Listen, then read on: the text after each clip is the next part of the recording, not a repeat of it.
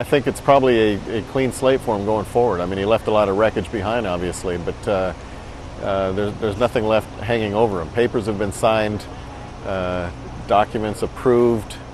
The judge has given Elin her old name back, and they've got a shared parenting agreement and a marital settlement agreement that we'd really like to know about, but that's going to be probably all gossip from going forward. But for him, there's nothing left to worry about except his golf, because his image has been somewhat in the tank since early December, when all this stuff started coming out. He's been dealing with a tarnished image for the last 9 months.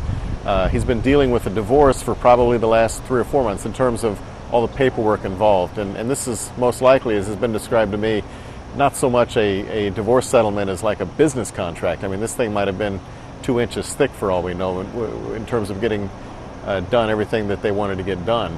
And that took a lot. I think it took a lot more time than people give it credit for. So now, he comes to this tournament at the Barclays, not having to worry about a phone call from a lawyer, a document he's got to approve, and he's got to play just golf. That's all he has to worry about now. That doesn't mean his troubles are over, because his golf hadn't been all that great either.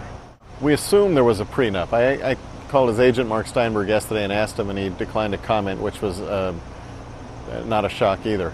You're going to see numbers floating around.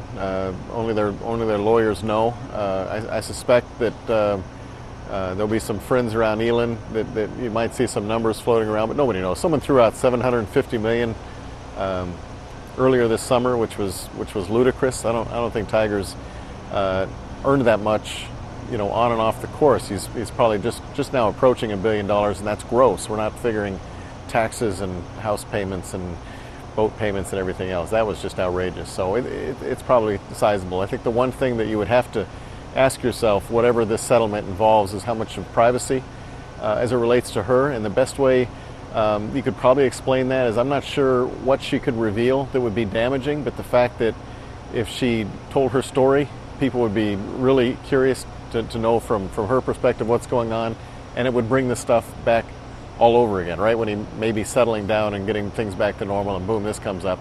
So I got to think that was a big part of it, was a privacy aspect. Money-wise, it's just going to be, stuff to talk about over the water cooler.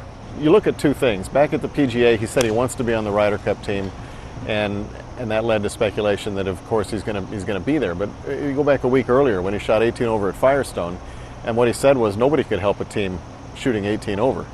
If he plays really poorly this week, there's a chance that he might say, I'm not in a position to help the team. Why should I be on the team? And if he plays okay and gets on to Boss, then I think he's making progress. But the fact that he has said to Corey, I want to be on the team, means that his heart's in the right place, his head's in the right place.